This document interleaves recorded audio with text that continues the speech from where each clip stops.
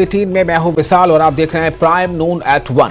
जम्मू कश्मीर में असेंबली इंतखाबात के पहले मरहले की पोलिंग के लिए स्टेज तैयार है। पोलिंग अमले को मशीनरी के साथ रवाना किया जा रहा है। जिला डोडा में भी डिस्ट्रिक्ट इलेक्शन अफसर ने पोलिंग पार्टीज और ईवीएम्स को मुतल्लिका पोलिंग स्टेशनों की जानिब रवाना कर दिया है। इंतजामिया का कहना है कि पुरअमन और शफाफ इंतखाबात के लिए तमाम जरूरी इंतजाम किए गए हैं।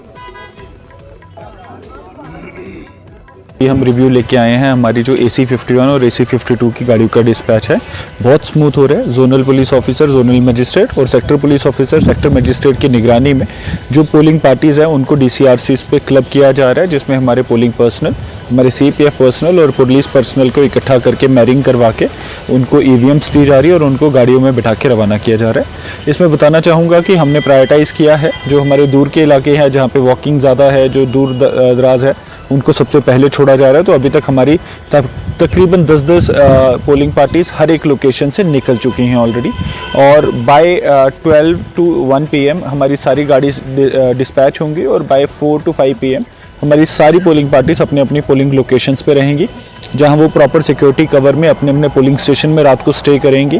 EVMs का जो प्रोटोकॉल है उनको सब कुछ बता दिया गया है। EVM के प्रोटोकॉल को फॉलो करते हुए कल सुबह 5:30 बजे मॉक पोल रहेगा। इसका भी आपके थ्रू मैं जितनी हमारी पॉलिटिकल पार्टीज़ और कंटेस्टिंग कैंडिडेट्स हैं उनको अपील करूंगा कि अपने पोलिंग एजेंट्स को 5:30 से पहले पहुंचा दें, क्योंकि मॉक पोल के टाइम उनका रहना ज़रूरी होता है। उसके बाद 7 बजे से हमारी तमाम जनता, डोडा की जितनी जनता है, आप सबसे अपील करूंगा 7 बजे से वोटिंग शुरू होगी। कल 7 बजे से शाम के 6 बजे तक चलेगी। तो शाम के 6 बजने का इंतज़ार मत करिएगा, सुबह जाकर ही अपना कीमती वोट डालकर डेमोक्रेसी को और देश को विजयी बनाएं। और डिस्ट्रिक्ट इलेक्शन अफसर रामबन बसीरुल हक चौधरी ने senior superintendent of police Kulbir Singh, deputy DEO Abdul Jabbar और सीनियर अफसरान के हमरा असेंबली इंतखाबात के लिए मजबूत इंतजाम को यकीनी बनाते हुए पोलिंग पार्टियों को झंडे दिखाकर रवाना किया। पुरअमन पोलिंग को यकीनी बनाने के लिए सिक्योरिटी के सख्त इंतजाम किए गए हैं। पोलिंग पार्टियां जरूरी सामान से लैस थीं और इन्हें अपने किरदार के बारे में ब्रीफिंग दी गई। DEO ने यकीन दिलाया कि जिले में इंतखाबात की आज़ादाना, मुनसिफाना और पुरअमन इनेकाद को यकीनी बनाने के लिए तमाम ज़रूरी इंतजाम किए गए हैं। 365 हमारे टोटल पोलिंग स्टेशन है, उतनी पोलिंग पार्टीज़ हैं। उसके हिसाब से जो हमारी तैयारी है, सिक्योरिटी फोर्सेज है, पोलिंग पार्टीज़ जो हमारी हैं, और फिर जो वहाँ पे जाएंगे, स्कूलों में जाएंगे, तो हमारा बड़ा एक सिस्टमेटिक प्लान है कि यहाँ से ये जाएंगे अपने अपने पुलिस स्टेशन पे, वहीं रात को रुकेंगे, खाना पीना सारा वहीं पे होगा। कल सुबह 7 बजे से पोलिंग स्टार्ट करवा लेंगे शाम को 6 बजे तक। और हमने इंश्योर किया है कि किस तरीके से फ्री, फेयर, ट्रांसपेरेंट और लेवल प्लेइंग फील्ड में जो है वो बिना किसी उसके भेदभाव के जाके वहाँ पे वोटिंग जो है वो करवानी है। लोगों को इंश्योर करना है कि जिसका भी वोट है वो अपने वोट का इस्तेमाल करें। और बाकी हमारा सारा कंटिजेंसी प्लान भी है जो लॉ एंड ऑर्डर को देखने के लिए है, उसके लिए भी हम तैयार हैं। जैसे उसके लिए सेक्टर मजिस्ट्रेट लगे हैं, जोनल मजिस्ट्रेट लगे हैं और कुछ हमने जो है वो ड्यूटी मजिस्ट्रेट भी लगाए हैं। सर 5 क्रिटिकल पुलिस स्टेशन हैं डिस्ट्रिक्ट के अंदर और उनकी डिप्लॉयमेंट के हिसाब से हमने ज़्यादा डिप्लॉयमेंट लगाई है और बाकी सभी नॉर्मल पुलिस स्टेशन। फिर भी कोई कहीं पे कोई घटना होती है तो उसके लिए पुलिस। सर इस इलेक्शन में कोई एक्स्ट्रा जो है उपकरणों का इस्तेमाल किया जा रहा है, जैसे ड्रोन की बात करें और कोई टेक्निकली जो इक्विपमेंट है उनका इस्तेमाल किया जा रहा है इलेक्शन में? देखिए वो हम डिटेल्स नहीं देंगे, लेकिन काफ़ी चीज़ों का इस्तेमाल किया जा रहा है और वो ये सिक्योरिटी को सुनिश्चित करने के लिए ये सारी चीज़ें हमने स्टार्ट की हुई है और सब कुछ ठीक है। मतदाताओं से क्या कहना चाहेंगे जो है? हम तो ये कहेंगे कि खुल के वोटिंग कीजिए। कम से कम 80-85% का जो टारगेट डिस्ट्रिक्ट एडमिनिस्ट्रेशन ने सेट किया है वोटिंग का, वो होना चाहिए। सभी लोग बिना खौफ के बाहर निकलें और अपना वोटिंग राइट का इस्तेमाल करें। और जम्मू कश्मीर असेंबली इंतखाबात के तहत मेंढर में 25 तारीख को वोटिंग होनी है। इससे कबल इलेक्शन कमीशन ने माजूर और बुजुर्ग वोटरों के लिए खुसूसी होम वोटिंग के इंतजाम किए हैं, यानी घर जाकर वोटिंग।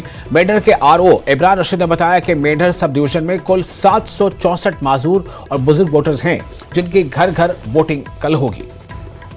इंडिया की गाइडलाइंस और डायरेक्शन पे होम वोटिंग शुरू हुई है। पार्लियामेंट्री इलेक्शन पे भी हुआ था, वहाँ पे भी हमारा 98% रहा था। इस बार हमारे जो टोटल वोटर हैं होम वोटिंग के लिए 764 हैं, तो उसके लिए हमने सारी तैयारियां कर ली हैं। क्लस्टर बने हैं, हमारे 60 क्लस्टर हैं, टीम कॉन्स्टिट्यूट हो चुकी है, उनके ऑर्डर बन चुके हैं। BLOs की और लंबरदार की सिलसिले में आज हमने मीटिंग रखी थी, उनको सैनिटाइज़ किया गया, उनको बताया है कि आपने टीम के साथ जाना है, इलेक्शन कमीशन की गाइडलाइंस को फॉलो करना है, तो ताकि सक्सेसफुली और अच्छे से इलेक्शन हो जाए। इसके साथ साथ हमने पॉलिटिकल पार्टीज़ को और कैंडिडेट्स को उनको बोला है कि आप अपने अपने एजेंट्स हर जगह हर क्लस्टर में हर पोलिंग स्टेशन पर रखें ताकि ये सक्सेसफुली और अच्छे से ये इलेक्शन प्रोसेस जो है हमारा होम वोटिंग का अच्छे से हो पाए। और शाला टैंक कॉन्स्टिट्यूंसी के आज़ाद उम्मीदवार नूर मोहम्मद मुख्तलिफ इलाकों में डोर टू डोर इंतखाबी तशरीह मुहिम चला रहे हैं। बड़ी तादाद में लोग उनके साथ जुड़ रहे हैं। नूर मोहम्मद ने मीडिया से बात करते हुए कहा है कि वो हमेशा यहाँ के लोगों के साथ जुड़े रहे। उन्होंने दीगर सियासी लीडरों को तनकीद का निशाना बनाते हुए कहा कि वो सब इलेक्शन के दौरान ही नमूदार होते हैं। उन्होंने दावा किया कि शाला टैंक कॉन्स्टिट्यूंसी की आवाम बाखबर है कि किस उम्मीदवार को वोट देना है। असली हमारा मकसद है, एक तो हम ज़मीनी सतह पे ये भी पता चलता है कि किस घर में क्या हालत है। इसमें हर किस्म के लोग रहते हैं, ख़ासकर जो गरीब तबका है। तो दूसरा, अगर कोई नाराज़गी होती है या कोई रूठा हुआ है तो उसके साथ भी बात हो रही है। कम वक्त में 3 साल में 2016 भी आया है, इसलिए वक्त कम मिला है। अलबत्ता लोगों के साथ जुड़े रहे, कनेक्ट रहे हर एक इलाके के साथ, इसीलिए लोगों का बहुत अच्छा मोहब्बत प्यार मिल रहा है। गवर्नर राज था या कोविड का दौर था, मैं उस वक्त भी इन्हीं लोगों के साथ कनेक्ट रहा हूँ। यही हर एक वक्त में या हमेशा पावर की ज़रूरत नहीं होती है। लोगों के जो मसाइल होते हैं, मुश्किलात होते हैं, वो एडमिनिस्ट्रेशन तक पहुंचाना हमारी काम। और जम्मू कश्मीर वर्कर्स पार्टी के सरबराह एडवोकेट मीर जुनैद ने अवामी इत्तेहाद पार्टी के सरबराह इंजीनियर रशीद पर इल्जाम आयद करते हुए कहा कि इंजीनियर रशीद आरएसएस और बीजेपी के एजेंट हैं और उन्होंने अपनी रिहाई के लिए 5 लाख वोटों का दिल्ली के साथ सौदा किया। मीर जुनैद ने कहा कि इंजीनियर रशीद ने कश्मीरी आवाम के साथ धोखा किया है। मीर जुनैद का कहना था कि इंजीनियर रशीद कल तक रायशुमारी का नारा देते थे, अब रिहाई के लिए इसका भी सौदा किया और अब लोगों को मसले कश्मीर के नाम पर बयानबाजी करते हैं। मीर जुनैद ने सवालिया अंदाज में कहा कि अपने हल्का इंतखाब में जो शख्स बिजली और पानी नहीं दे सका वो मसले कश्मीर का हल क्या करेगा। इंजीनियर रशीद की रिहाई वक्त, इस पे क्या कहेंगे? देखे, इंजीनियर रशीद जो है आरएसएस का एजेंट है, बीजेपी का बहुत बड़ा लीडर अगर कोई इस जम्मू कश्मीर में रविंदर रैना से, मोहन भागवत से, इनफैक्ट नरेंद्र मोदी से भी कोई बड़ा अगर मुझे आज कोई बीजेपी में नेता नज़र आ रहा है वो इंजीनियर रशीद। आप टाइमिंग देखिए चीज़ों को लेके। कल तक रशीद इंजीनियर ये कह रहा था कि जनाब मैं लोगों को रायशुमारी लेके दूंगा, आज उसके मंशूर में कहीं रायशुमारी है नहीं। और आज ये कह रहा है कि मैं हिंदुस्तान और पाकिस्तान के मामले का हल निकालूं। अरे भैया, आप अपने मोहल्ले का, आप अपने घर की बिजली सड़क पानी ठीक करो, घर के मामले हल करो, फिर अक़वाम मुत्तहिदा के मामले, ये हिंदुस्तान पाकिस्तान के मामले हल करने निकलो। ये लोगों को बेवकूफ़ बनाने की बातें हैं, ये लोगों को गुमराह करने की बातें हैं, ये सब धोखा है। जिस तरीके से कल तक ये कह रहा था कि खानदानी राज को ख़त्म करना है, आज आप देखें इन्हीं के घर में खानदानी राज पनप रहा है, इसका भाई इलेक्शन लड़ रहा है। और कल तक कह रहा था कि कल तक जमात इस्लामी के खिलाफ था, आज रातों रात जमात इस्लामी के साथ अलायंस किया। और इससे साफ साफ जाहिर होता है ये लोगों को किस तरीके से बेवकूफ़ बना रहा है। और भदरवा में सब डिस्ट्रिक्ट अस्पताल के अहाते में बड़े पैमाने पर सफाई मुहिम का इनेकाद किया गया। 17 सितंबर से 2 अक्टूबर तक पूरे मुल्क में स्वच्छता पखवाड़ा मनाया जा रहा है। इसी मुहिम के तहत 33 बटालियन सीआरपीएफ ने एसडीएच भदरवा के अमले के साथ मिलकर सफाई मुहिम का आगाज किया। भी नहीं मिलती, लेकिन अरविंद केजरीवाल जी ने मुझ पर भरोसा किया, मुझे विधायक बनाया, मुझे मंत्री बनाया और आज मुख्यमंत्री बनने की जिम्मेदारी दी है। मुझे मैं खुश हूं कि अरविंद केजरीवाल जी ने मुझ पर इतना भरोसा किया है। लेकिन जितना सुख आज मेरे मन में है, आज उससे बहुत ज़्यादा दुख भी मेरे मन में है। दुख इसलिए कि दिल्ली के लोकप्रिय मुख्यमंत्री मेरे बड़े भाई अरविंद केजरीवाल जी आज इस्तीफा दे रहे हैं। मैं आज ये ज़रूर कहना चाहती हूँ आम आदमी पार्टी के सभी विधायकों की तरफ से, दिल्ली की 2 करोड़ जनता की तरफ से कि दिल्ली का एक ही मुख्यमंत्री है और उस मुख्यमंत्री का नाम अरविंद केजरीवाल है। भारतीय जनता पार्टी ने पिछले 2 साल से अरविंद केजरीवाल जी को परेशान करने की, उनके खिलाफ षड्यंत्र रचने की कोई कसर नहीं छोड़ी। एक ऐसा आदमी जो अपनी IRS कमिश्नर की नौकरी ठुकरा सकता था, एक ऐसा आदमी जो एक नई पॉलिटिकल पार्टी से पहली बार चुनाव लड़के मुख्यमंत्री पद से इस्तीफा दे सकता था, ऐसे आदमी पर, ऐसे ईमानदार आदमी पर भारतीय जनता पार्टी ने भ्रष्टाचार के आरोप लगाए, झूठे केस किए, फर्जी केस किए, अपनी एजेंसीज ED को, CBI को उनके पीछे छोड़ दिया, उनको झूठे मुकदमे में 6 महीने तक जेल में रखा। आखिरकार सुप्रीम कोर्ट ने उन्हें जमानत दी, और सुप्रीम कोर्ट ने सिर्फ उनको जमानत नहीं दी, सुप्रीम कोर्ट ने केंद्र सरकार के मुंह पे तमाचा मारा, उनकी एजेंसीज के मुंह पे तमाचा मारा। उन्हें कहा कि इनकी एजेंसीज, केंद्र सरकार की एजेंसीज एक पिंजरे में कैद तोते की तरह हैं और अरविंद केजरीवाल जी की गिरफ्तारी गलत थी। अगर अरविंद केजरीवाल जी की जगह कोई और मुख्यमंत्री होता, कोई और नेता होता, तो वो 2 मिनट नहीं सोचता मुख्यमंत्री की कुर्सी पे बैठने के बारे में। लेकिन अरविंद केजरीवाल जी ने वो किया जो आज तक इस देश का इतिहास तो छोड़िए, शायद दुनिया के इतिहास में किसी नेता ने ना किया हो। उन्होंने कहा कि मेरे लिए सिर्फ सुप्रीम कोर्ट का फैसला काफी नहीं है, मैं जनता की अदालत में जाऊंगा। जब दिल्ली की जनता मुझे कहेगी कि हम तुम्हें मुख्यमंत्री के रूप में देखना चाहते हैं, जब दिल्ली की जनता कहेगी कि तुम ईमानदार हो, तब मैं मुख्यमंत्री की कुर्सी पे बैठूंगा। मुझे नहीं लगता कि हमें लोकतंत्र के इतिहास में ऐसा कोई त्याग का उदाहरण मिलेगा जो आज अरविंद केजरीवाल जी ने देश के सामने रखा है। दिल्ली भर में लोग बहुत दुखी हैं अरविंद केजरीवाल जी के इस्तीफे से। कल शाम मुझे एक बुजुर्ग महिला मिली, जब उन्हें खबर मिली थी कि अरविंद केजरीवाल जी ने इस्तीफा दे दिया है, वो रोने लग गई। उन्होंने कहा कि वो मेरे बेटे की तरह हैं, उसको इतना परेशान किया है, उसको इतना परेशान किया, उस पर झूठे केस लगाए। और उन बुजुर्ग महिला ने कहा कि मैं घर घर जाऊंगी, मैं घर घर जाके लोगों को कहूंगी कि मुझे अपने बेटे को ही मुख्यमंत्री बनाना है।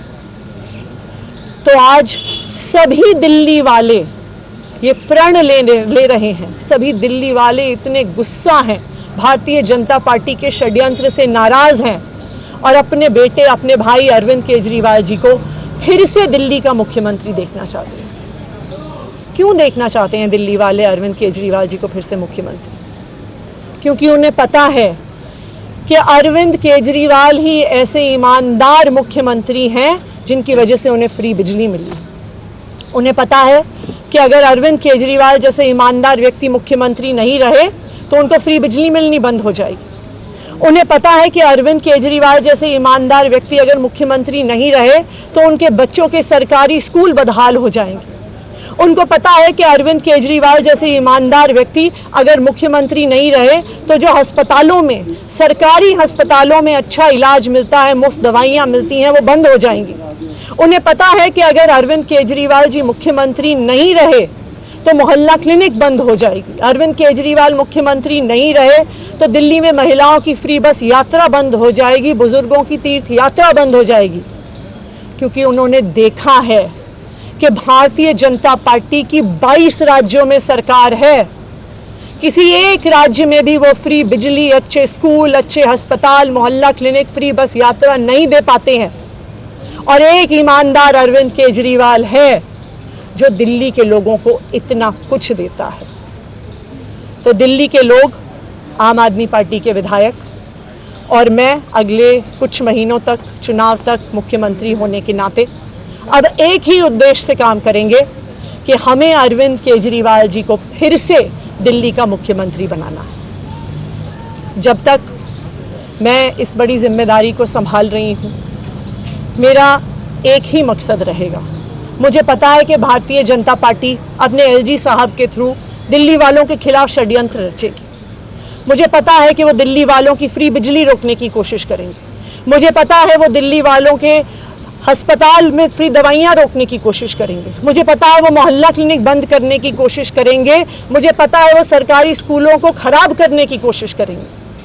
तो अगले कुछ महीने तक, जब तक ये जिम्मेदारी मेरे पास है, मैं दिल्ली के लोगों की रक्षा करने की कोशिश करूंगी और अरविंद केजरीवाल जी के मार्गदर्शन में दिल्ली की सरकार चलाऊंगी। मेरा अपने सभी कार्यकर्ताओं से, सभी विधायक साथियों से, दिल्ली के लोगों से बस एक ही अनुरोध है, आप में से कोई मुझे बधाई मत दीजिएगा, आप में से कोई मुझे माला मत पहनाइएगा, क्योंकि मेरे लिए और मुझे लगता है सभी दिल्ली वालों के लिए ये एक बहुत दुख की घड़ी है कि दिल्ली के चहेते मुख्यमंत्री को आज इस्तीफा दिया है। मैं एक बार फिर अरविंद केजरीवाल जी का धन्यवाद करती हूँ जो उन्होंने मुझ पर भरोसा दिलाया, मुझ पर भरोसा दिखाया है। और मैं दिल्ली के लोगों की तरफ से फिर से एक बार ये कहूँगी कि वो जल्द ही आने वाले चुनाव के बाद अरविंद केजरीवाल जी को अपना मुख्यमंत्री देखना चाह रहे हैं। धन्यवाद।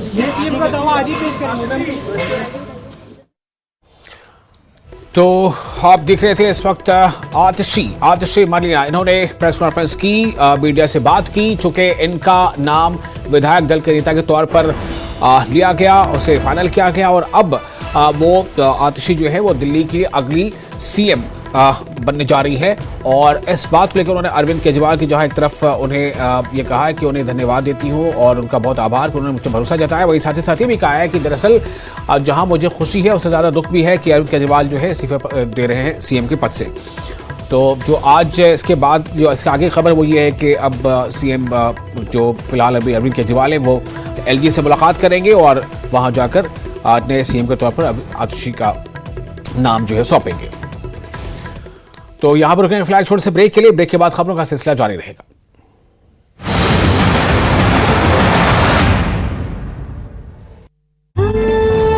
परेशान परिवार परेशान पत्र है। नई संज्ञा दे दी आपने तो। हाँ जी, नई संज्ञा दे दी। ये तो है जी, लोग जागरूक होना चाहिए। लग रहा है कि बदलाव होगा। शिक्षा मंत्री जी हमारे हैं जो कंवरपाल जी, आप कहते हो लॉकडाउन में जब स्कूल बंद हुए थे, हाँ सरकार को चाहिए आम जनता को सहयोग देने के लिए, उल्टा इन्होंने वहाँ पे बयान दिया जी फीस तो भरनी पड़ेगी। उल्टा खर्चा पेरेंट्स का बढ़ गया घर में बैठे बैठे। ब्रेक के बाद एक बार फिर आपका स्वागत है न्यूज 18 पर। आप देख रहे हैं प्राइम नून एट 1। अवामी इत्तेहाद पार्टी के सोनावारी से उम्मीदवार यासिर ऋषि ने कल शब सोनावारी के गनस्तार इलाके में इंतखाबी मुहिम चलाई। इसके दौरान इनके सैकड़ों हामी जमा हुए और इनका इस्तकबाल किया गया। यासिर ऋषि ने लोगों से कहा कि नेशनल कॉन्फ्रेंस, पीडीपी और दीगर जमातें इंजीनियर रशीद और अवामी इत्तेहाद पार्टी के खिलाफ एक साजिश के तहत प्रोपेगेंडा चला रहे हैं ताकि लोगों में वो कंफ्यूजन पैदा कर सकें, लेकिन लोग इन जमातों को अपने वोट से शिकस्त देंगे।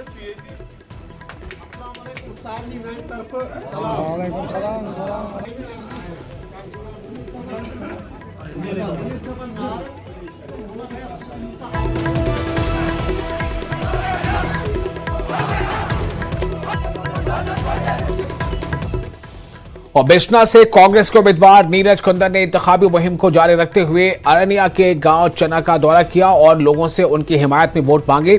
इस मौके पर बड़ी तादाद में कांग्रेस कारकुन मौजूद रहे, जबकि उन्होंने इलाके के लोगों को यकीन दिलाया कि अगर कांग्रेस की हुकूमत आई तो सरहदी इलाकों के लोगों के बिजली के बिल माफ होंगे। इस दौरान उन्होंने बीजेपी पर शदीद हमला किया।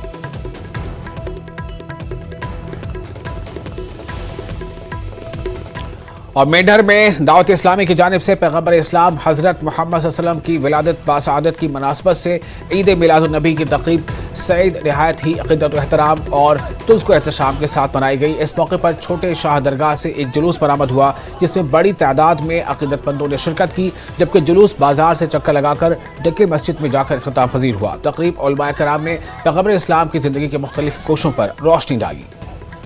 सुहाई इब्लीस के जहाँ में सभी खुशियाँ मना रहे हैं। अल्हम्दुलिल्लाह दावत इस्लामी हिंद की जानिब से ये हर साल जुलूस बड़े शौक तज़क्को एहतशाम के साथ दरबार छोटे शाह बादशाह से निकलता है और मदनी मरकज़ डक्की से फिर सारे जुलूस जमा होकर बाज़ार का रौंड करते हैं। उसके बाद अल्हम्दुलिल्लाह ये दोबारा जो है वो मदनी मरकज़ दावत इस्लामी के मदनी मरकज़ डक्की में पहुँचते हैं। फिर इंशाअल्लाह उलमा इकराम के बयानात होते हैं, लंगर का एहतमाम होता है। और ज़ांस्कार फेस्टिवल खिताब पजीर हो गया है। करगिल नाइट के नाम से मुनक़्क़िदा प्रोग्राम को मुख्तसर करके बंद करना पड़ा। जमीयत उलमा असनाए अशरिया करगिल ने करगिल इंतज़ामिया को ईद उल मिलाद की रात को ये प्रोग्राम रखने पर एहतजाज दर्ज कराया और जल्द बंद न करने की मांग की। इसकी वजह से प्रोग्राम को मुख्तसर करना पड़ा। इस प्रोग्राम में मुल्क की सियासत से ताल्लुक़ रखने वाली कई एजेंसियों को मदऊ किया गया था। आज के इस दिन पे और इस रात के मुक़द्दस दिनों में करगिल के इस माशरे को फसाद और तबाही की तरफ ले जाने की एक बहुत बड़ी साजिश हमारे कौंसिल की जानिब से और एडमिनिस्ट्रेशन की जानिब से एक बहुत नाकाबिल बर्दाश्त कदम उठाई गई है। इसके लिए हम जमीयतुल उलमा और तमाम खत्ते करगिल और लद्दाख के मोमिनीन की अवाम की जानिब से हम इस रवैये को, तौहीन रिसालत को, नबी मुकर्रम इस्लाम की इस विलादत बासआदत के अय्याम मुक़द्दस अय्याम में इन अय्याम की तौहीन को हम मजम्मत करते। और जनूबी कश्मीर में कल पहले मरहले के तहत वोट डाले जाएंगे। इस सिलसिले में EDI पापोर से अमले को इनके मुतल्लिका इलाकों में रवाना किया गया। रिटर्निंग ऑफिसर नज़ीर अहमद ने न्यूज़ 18 के साथ बात करते हुए कहा कि उन्होंने हर पोलिंग बूथ पर इंतजाम मुकम्मल कर लिए हैं। उन्होंने लोगों से कल सुबह से ही निकलकर अपना कीमती वोट कास्ट करने की अपील की है। पापोर एसी हमारे जो यहाँ 120 पोलिंग स्टेशन के लिए जो पार्टियाँ यहाँ आई थी सुबह, हमने तकरीबन सारी पार्टीज को अभी हम डिस्पैच करते हैं और सारा उनके अपना जो सारा मटीरियल उनमें से EVM है और जो बाकी मटीरियल है वो उसने ले लिया है and they are about to vote. बस ओवरऑल इंतजाम जो है अच्छे तरह इंतजाम किए गए हैं। आप खुद भी देख सकते हैं यहाँ बहुत ही नफीस, बहुत ही सही इंतजाम रखे गए थे। किसी भी तरफ से किसी पोलिंग स्टाफ की तरफ से कोई भी शिकायत नहीं आई। सही इंतजाम हुए थे, सही तरीके से। कोई मैसेज सब लोगों के लिए। और पहले मरहले के तहत पोलिंग के सिलसिले में पुलवामा में भी चुनावी अमले को सख्त हिफाजती इंतजाम के बीच पोलिंग मराकज़ के लिए रवाना किया गया है। पुलवामा राजपुरा असम्बली हल्कों के लिए विमेंस कॉलेज पुलवामा और बॉयज़ डिग्री पुलवामा में पोलिंग अमले में EVMs और दीगर मटीरियल तकसीम करके इन्हें रवाना किया गया। पुलवामा के 4 असम्बली नशस्तों के लिए कुल 45 उम्मीदवार मैदान में है। जिला पुलवामा 4 लाख से ज़ायद राय दहिंदगान के लिए तकरीबन 480 पोलिंग मराकज़ कायम किए गए हैं। कास्टिंग से सभी पोलिंग स्टेशंस को कवर कर रहे हैं और आप सब जानते हैं हमारे यहाँ जैसे इस बार काफ़ी सारे कंटेस्टिंग कैंडिडेट हैं। कुल 45 कैंडिडेट्स हैं 4 असम्बली कॉन्स्टिट्यूंसीज़ में और उनकी सिक्योरिटी, बाकी हमारी पोलिंग पार्टीज़ की सिक्योरिटी है, बाकी जितने इंतज़ाम हैं अभी तक पूरे हो चुके हैं।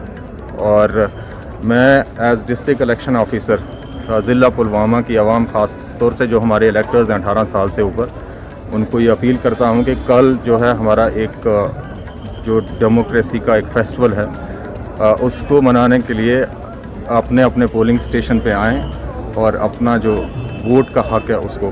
सर टाइमिंग क्या रहेगी पोलिंग जो है ये सुबह 7 बजे शुरू होगी और शाम 6 बजे तक है, लेकिन मॉक पोल जो हमारा है वो 90 मिनट पोलिंग स्टार्ट होने से पहले शुरू हो जाती है। पहले मरहले के तहत आज पुलवामा की 4 नशस्तों के लिए जो पोलिंग अमला है उसको आज रवाना किया गया। सख्त सिक्योरिटी के बीच पोलिंग अमले को रवाना किया गया है।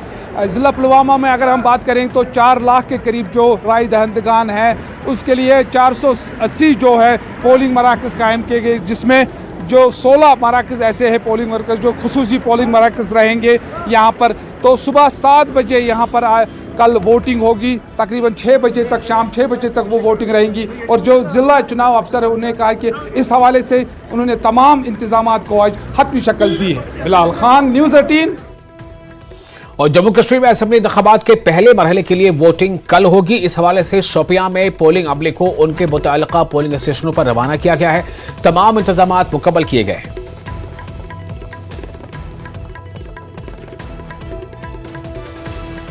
कल 18 तारीख 2024 के असेंबली इंतखाबात के पहले मरहले के लिए जैनपुरा और शुपियान कॉन्स्टिट्यूंसीज में वोट डाले जाएंगे।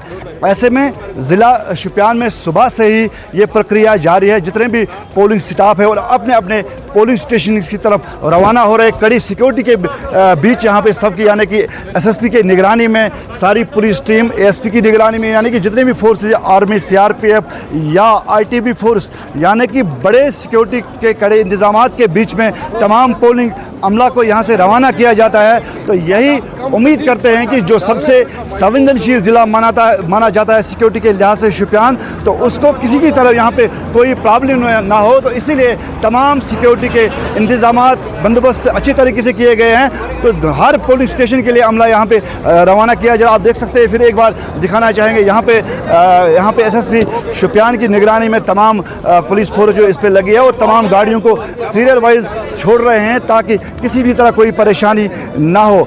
अभी कल सुबह से ही वोट डाले जाएंगे। कहीं ना कहीं जिस तरह पार्लियामेंट में यहाँ पे बम्पर वोटिंग हुई, तो यही उम्मीद करते हैं यानी कि असेंबली चुनाव में भी इस तरह की वोटिंग होगी। तो ये कल पता चलेगा, लेकिन फिलहाल जो है तमाम अमला जो है अपने अपनी पोलिंग स्टेशन की तरफ रवाना हो रहे हैं। इरशाद मलिक, न्यूज़ 18 नेटवर्क, शुपियान।